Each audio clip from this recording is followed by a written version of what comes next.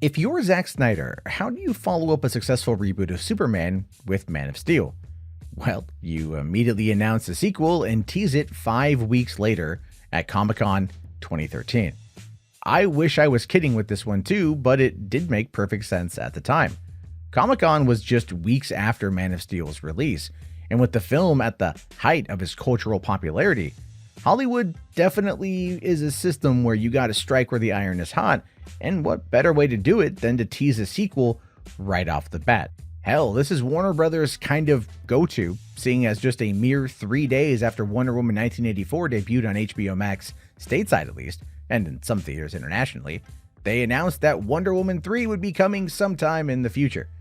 This was obviously done as a way to keep the hype alive and to show faith in the property. However, when Henry Lennox took the stage in Hall H at SDCC and recited the iconic passage from Frank Miller's The Dark Knight Returns, it set the internet ablaze with anticipation and excitement. If you've never heard it before, here is that clip in full. I have a friend with me, Harry Lennox.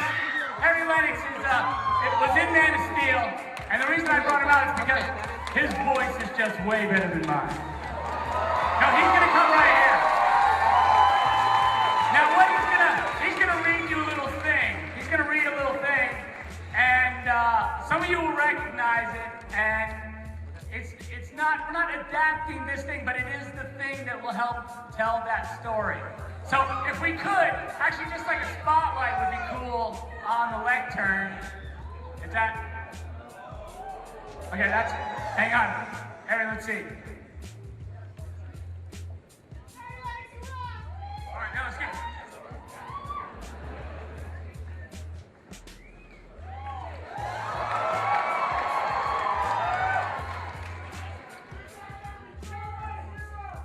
I want you to remember, Clark, in all the years to come, in all your most private moments, I want you to remember my hand at your throat. I want you to remember the one man who beat you.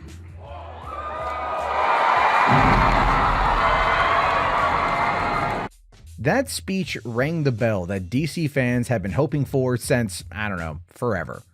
That speech proved that the Nolanverse of Batman films was over with, and we were getting something new with the Caped Crusader, which was a little bit odd in retrospect considering that it had only been a year since The Dark Knight Rises came out.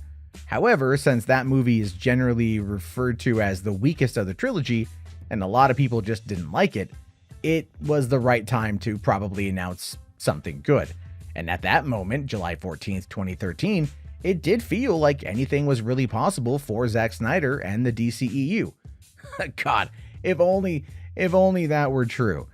This is the story of Batman v Superman: Dawn of Justice. And following the release of Man of Steel, on June 14, 2013, Warner Brothers came right out and announced that Man of Steel 2 would be the next film from Zack Snyder and David Goyer. And I mean, this was like 2 days after the release of Man of Steel 2. It makes sense as Man of Steel did go on to gross over $110 million in its opening weekend, and Warner Brothers was obviously feeling pretty good and decided to pull the trigger publicly. The same team was poised to return to the DCEU world, with Christopher Nolan once again producing. Funnily enough, while Zack Snyder did say at Comic-Con that his new Superman movie would take elements from The Dark Knight Rises, screenwriter David Goyer had completely dumped on that idea a mere 7 years earlier. Leading up to the release of Nolan's Batman Begins, Goyer, who was the screenwriter on that film, did say that if you were to pit Batman versus Superman, it would show that you were basically at the creative end of these characters and that you've quote-unquote exhausted all possibilities. But hey, this is Hollywood and things change, especially when Zack Snyder's enthusiasm for these characters are at play. When it came to the decision to bring Batman into this world, this is what Zack himself said in an interview. After Man of Steel finished and we started talking about what would be in the next movie, I started subtly mentioning that it would be cool if he faced Batman. You're in a story meeting talking about, like, who should Superman fight, if he fought this giant alien threat Zod, who was basically his equal physically, from his planet, fighting on our turf. You know, who to fight next.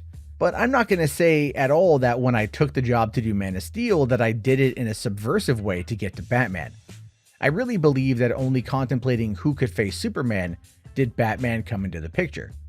Now, I can't help but wonder if this idea came from watching I Am Legend back in 2007, when Francis Lawrence included a Batman vs. Superman Easter egg. I mean, this was a pretty big deal back when I Am Legend came out. This was between Batman Begins and The Dark Knight, and remember that The Dark Knight's opening bank robbery scene was included in the IMAX screenings of I Am Legend, so that Easter egg was doubly important at the time. Here's how Screen Rant described the Batman v Superman Easter egg coming to be in the movie. They say, as confirmed by I Am Legend director Francis Lawrence a few months after the release of Batman v Superman, the Batman-Superman movie logo being included in I Am Legend is sort of an in-joke. Screenwriter and producer Akiva Goldsman had actually been hired to pen the script for a potential Batman-Superman crossover movie in the early 2000s, but that project was shelved and Warner Brothers went on to produce Christopher Nolan's Dark Knight trilogy instead, and Bryan Singer's Superman Returns a few years later. Lawrence and Goldman simply thought it would be funny to pretend that such a crossover film had actually been made in the I Am Legends world. Who knew that 9 years later we'd finally get to see that quote-unquote in-joke get played out, but from an entirely different team of people. Hollywood works in mysterious ways sometimes. Anyways, Zack and David continued to bang out the script until towards the end of the year when Goyer had to exit the project over scheduling conflicts, and Chris Terrio got brought in to take it over the finish line. In my Podio commentary episode of Man of Steel, I mentioned how Zack Snyder didn't want to approach these characters in the same way a Marvel Cinematic Universe movie would. He wanted to play on the mythology of these heroes and build from that. Chris Terrio completely shared in his vision, and in an interview with Forbes magazine, he explained how he was going to treat Batman being introduced into a world where Superman existed. He says, in superhero stories, Batman is Pluto, god of the underworld, and Superman is Apollo, god of the sky. That began to be really interesting to me, that their conflict is not just due to manipulation, but their very existence. This makes sense to me, and it gives me a deeper love of how these characters were portrayed in BVS. I've always loved Greek mythology and the stories that come from it. Whether or not you believe they actually existed, the morality tales that came from them were and are timeless, and it's always fun to see their philosophies explored in a modern setting, especially with the new gods of pop culture mythology. When it comes to the themes of this movie, I think a lot of people picked up on the not so subtle nod to 9/11. That's not to say that this was a bad thing though. I think the idea of what would happen after the events of Man of Steel was a great place to explore, and that opening sequence was straight fire, and a fantastic way to show us the human experience of what happened when the world met Superman. The fallout after 9/11 did get us the terrible Patriot Act, the Department of Homeland Security, and the most annoying airport security theater ever. The movie somewhat explores the aftermath with how Batman responds to this new threat. There is a great line from Alfred where he says the feeling of powerlessness that turns good men cruel is a fantastic commentary on our society. Some might disagree, but having spent my post-adolescent years in a post-9/11 world, I've seen people change because they are angry, and most importantly, afraid of it ever happening again. Seeing those themes represented in a comic book movie is fantastic because it shows that some themes are universally transferable and relatable. Now, the official name for Batman v Superman was finally announced on May 21st, 2014, and it caught people off guard at first, 100%. A lot of people immediately thought back to the 2007 I Am Legend Easter egg, but Zack made sure to clarify the title by saying that the V in Batman v Superman wasn't meant to indicate a straight-up versus film, even if it was in that wheelhouse. However, they did want people to know that this wasn't Man of Steel 2. Yes, we know, Zack, we've all been waiting 8 years for a Man of Steel 2, and hopefully with the success of the Snyder Cut on HBO Max, we'll actually get one. But the first set of controversies to strike Batman v Superman came in its casting. Shortly after the San Diego Comic-Con announcement, Ben Affleck was announced to have been cast as Bruce Wayne and Batman in August of 2013. This was actually met with a lot of online pushback from people who just looked at his performance in Daredevil from 2003 and wrote him off as like a one-note celebrity. I was actually one of the first people to come out publicly, through YouTube videos by the way, to support Ben in the role, and I'm quite happy to say that I've been right on that front for nearly a decade now. Another big controversy was actually the casting of Gal Gadot as Diana Prince. This one was way more controversial for a couple of reasons. The biggest one is that people were skeptical of Gal being an unknown actress outside of the Fast and Furious franchise, and for being a bit on the skinny side. Online critics were upset that she wasn't Amazonian enough for them, and I think many of them wanted some kind of Lucy Lawless Xena warrior princess hybrid to take on the character. But Gal, you know what, ultimately won them all over. Well, with the exception of a few anti-Semites, but we don't need to dive into that. Once again, I was on board with this casting from the beginning. I always supported Gal as Wonder Woman. I always felt she had a soft but strong presence that could very much bring that character to life and be relatable to the fan base. And just like Ben Affleck, I was proven right. Once again, not trying to toot my own horn or nothing. Additionally, the casting of Jesse Eisenberg as Lex Luthor was definitely one that caused a stir. A lot of people never saw Jesse as a villain, and not one that would be as intimidating as Gene Hackman or the Superman animated series portrayal of the head of LexCorp. On the subject of casting Jesse Eisenberg as Lex, this is what Zack had to say about it in an interview. He said, "Lex Luthor is often considered the most notorious of Superman rivals, his unsavory reputation preceding him since 1940.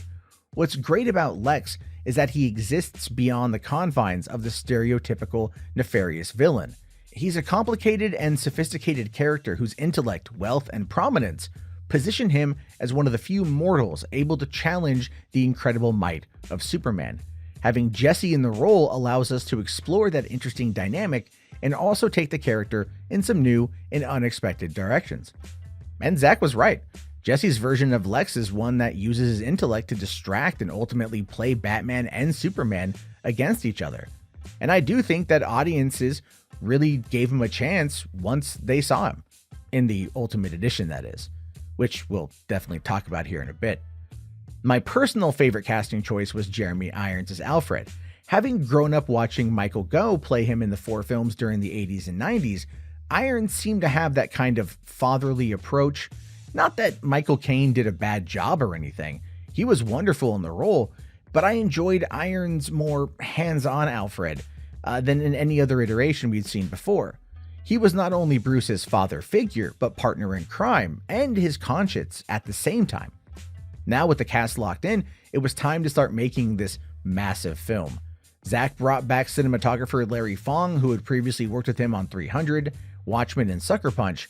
The very first thing that they filmed together was the football match between Gotham City University and Metropolis State University for Cyborg's backstory. This was shot at the East Los Angeles College, and from there they jumped halfway across the country to Detroit for principal photography in May of 2014. During this phase of production, they filmed around other parts of Michigan and back in Chicago for a few things, and then it was off to New Mexico for the Morocco location shoot. Originally, they wanted to film in Morocco, but this was changed last minute because of the 2014 Ebola outbreak. So they dodged a hell of a bullet on that one. Once shooting wrapped in December 2014, it was time to get the movie ready for its first release date of July 2015. However, this didn't stick, and the movie was then pushed all the way back to May 6th, 2016. The reason given for this was to give Zack time to fully realize his vision, given the complex nature of the story. This is actually a constant issue when it comes to Zack Snyder and Warner Brothers. In my opinion, Zack works best in the long form, and that doesn't always jive with what Warner Brothers and General Studios want to do. Look at the whole situation involving Justice League. There's a lot more I'm going to say about that in future episodes, but I'm going to hold off for right now.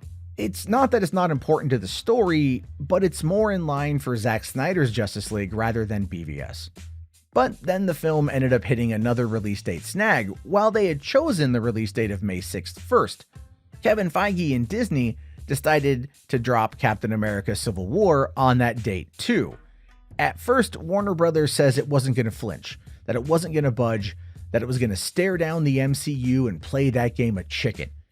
To many of us fans out there, this was actually a pretty exciting time because we were thinking that we were going to get both Captain America 3 and BVS on the same day. But this is Hollywood, and that sort of thing never happens. And as usual, Warner Brothers blinked and opted to push up the release date to March 25th, 2016. There's also this weird conspiracy that Jeff Johns leaked the information to Kevin Feige about Batman v Superman, and that Feige and Johns were working together to undermine Zack's visions for his films. While I don't believe this personally, what happened after the film's release kind of makes it seem like this subversion effort worked, but more on that here in a minute. I was actually really happy about this date change, seeing as my birthday is March 26th, and I knew exactly what I was going to be doing for my special day that year. As us fans then waited for this movie to come out, Warner Brothers started to heavily market the film. Both Batman and Superman and Wonder Woman on the screen at the same time was sure to make it a $1 billion plus feature. This was expected to be a phenomenon of epic proportions that even Marvel couldn't accomplish. What can I say? Expectations were really high amongst fans, and this was only fueled by an August 2015 rumor that came out that said that Zack Snyder had screened this film for the suit and ties over at Warner Brothers, and they were so impressed that they gave it a standing ovation. I'm not kidding, this was an actual scoop from 8 months before the film's official release, and this piece of information weaseled its way into those high expectations fans already had for the movie. But the big takeaway from the rumor was that Ben Affleck impressed the suits the most, and that the powers that be decided to increase his deal. Personally, I believe this rumor is true, because it was not long after where we started hearing reports of a Ben Affleck directed Batman movie where Deathstroke was the villain. Trust me, that news made some nips so hard they could cut glass. Okay, well, look, it at least made my nips so hard they could cut glass. But I digress. There are two quick side notes I want to touch upon when talking about the pre-release of this film. One is the second trailer for the movie, which they showed Doomsday. I still don't get why they did this. I don't understand why they'd put that reveal in the trailer. There was fan outrage against the usage of Doomsday at this point in the DCEU, and maybe Warner's was just getting people ready for it. Kind of like how David Ayer released the first image of the Joker in the summer of 2015 to give people time to get used to how Jared Leto would look with that damaged tattoo on his forehead. I don't know, it's just a theory. But the other thing is that the leaking of the teaser trailer happened. In April 2015, Zack Snyder announced that the teaser for BVS would be playing in select IMAX theaters and that the space was limited, so you had to reserve your seat. This was one of those weird-ass promo things that even Marvel did with Guardians of the Galaxy in the summer of 2014.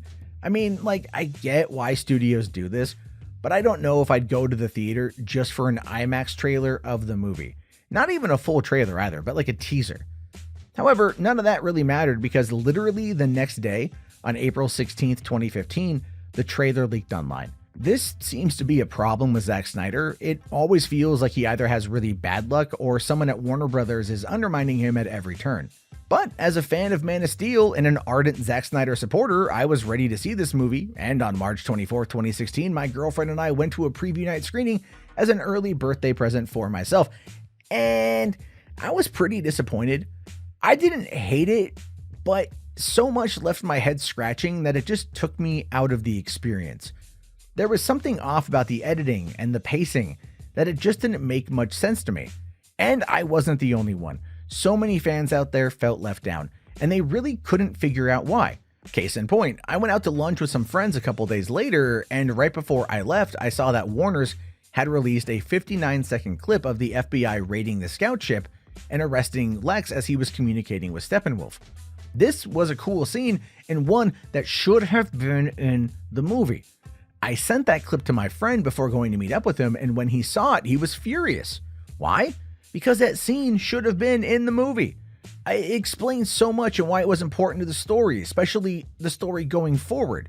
So we opined about why it was missing, and we talked about just how a day or two before our meeting, Warner Brothers had announced this collector's edition of Batman v Superman, which was coming in an R-rated extended edition in just a couple months. I mean, considering how well Zack usually does in the longer form with his films, I was excited to see this version, and I didn't give the theatrical cut another thought. I don't believe I was alone in that either, because the second week drop for Batman v Superman was devastating, and it showed just how bad the movie was playing with fans and the general audience. Rotten Tomatoes had it listed at 28%, and even the cinema score was not kind. The movie got a B rating, which is not good. Even with the $166 million opening weekend, bad reviews and poor word of mouth really hurt the film going forward, and it ultimately came up short with only $873 million worldwide, whereas Captain America Civil War grossed over $1.15 billion worldwide. Now look, I know comparing the two isn't fair, but it shows you the difference between when a studio believes in its properties and when it doesn't. Warner Brothers clearly didn't, as evidenced by the Steppenwolf clip being cut from the final film. And I'll be honest with you guys, after the opening of Batman v Superman, I made a video where I urged people to spoil it for themselves going in. I still stand by that for the theatrical cut as well. I believe that people needed to know what they were in for, and by spoiling it, they could be prepared for what they were going to see, and maybe look to the future, because we knew at that point Justice League was already in production and filming in London. Now, the fallout over Batman v Superman hit Zack Snyder pretty hard. Not long after the movie came out to that devastating critical score and less than stellar final box office trajectory, Zack lost control of the DCEU, which was then placed in the hands of Jeff Johns and John Berg. Those two, along with Kevin Tushihara, the former head of Warner Brothers Pictures, were definitely thorns in Zack Snyder's side. But thankfully, they aren't there anymore. Finally, the Batman v Superman Ultimate Edition hit digital in June 2016, which is when I got to sit down and watch the film with the additional 31 minutes. And I'll just say this. This was the far superior version. And I wasn't the only one to think this either. In fact, the movie spent 5 weeks at the top of the home video charts when it was released on Blu-ray the following month. And ultimately, it ended up earning Warner Brothers an additional $80.5 million. Yeah, that's less than Man of Steel's home video take-home, but we're not taking into account the digital sales that were racking up a month before the physical release. And with the release of Zack Snyder's Justice League this week on HBO Max, they are releasing the remastered version of BVS in the original IMAX aspect ratio on the same day. And next week, the 4K will be available to purchase as well. So I know what I'm buying myself for my early birthday present this year. Look, there is a legacy for Batman v Superman that isn't fully discussed. While the film didn't have the same issues that Justice League did a year later, it did reveal just how bad things were at Warner Brothers and how little faith they had in Zack as time went on. Sadly, the amount of meddling they did only fell on Zack's head at the time, and he, being the team player that he is, took everything on the chin. In many ways, a lot of us do owe Zack Snyder an apology for our initial reactions to Batman v Superman. It wasn't his fault in the end. He was overridden by executives who wanted to get more screenings per day rather than tell a meaningful story. And I definitely agree with Humberto Gonzalez, who said on Collider following the Ultimate Edition's release, he said that Warner Brothers left about $250 million on the table with that terrible theatrical cut. And he's right. Zack Snyder is kind of like the embodiment of the message from Field of Dreams. If you build it, they will come. Or to quote Sir Christopher Wren's inscription, if you seek his monument, look around you. To me, the legacy of Batman v Superman is something that opened the door to the wider DCEU, and it made a lot of tepid fans diehard fans. There's a reason why the Snyder Cut movement has grown over the years. People will sit there and talk about the terribleness of the 2017 theatrical cut of Justice League, and then fans will go, but watch the Ultimate Edition of Batman v Superman. And a lot of people look at that and they go, yeah, you're right. That was actually really, really, really good. And then the fans, like us, can go, yeah, because the studio interfered and they made it something that they shouldn't have done because they wanted money. And that played in quite a bit to Justice League 2017, which we'll be talking about in that episode of Podio commentary. But in the meantime, I am curious to know your guys' thoughts on this. How did you feel about Batman v Superman when you first saw it? Is it a movie that lives up to your expectations all these years later? And are you looking forward to Zack Snyder's Justice League this week? Please let me know in the comment section here on YouTube. If you guys haven't already, please check it out on podcasts, iTunes, and Spotify, and leave a review where you can. And also find me on Twitter at mjarbo and recommend a movie you'd like me to cover for a future episode of Podio commentary. I'll talk to you guys later. Have yourself a great day. Thank you for watching, and peace out.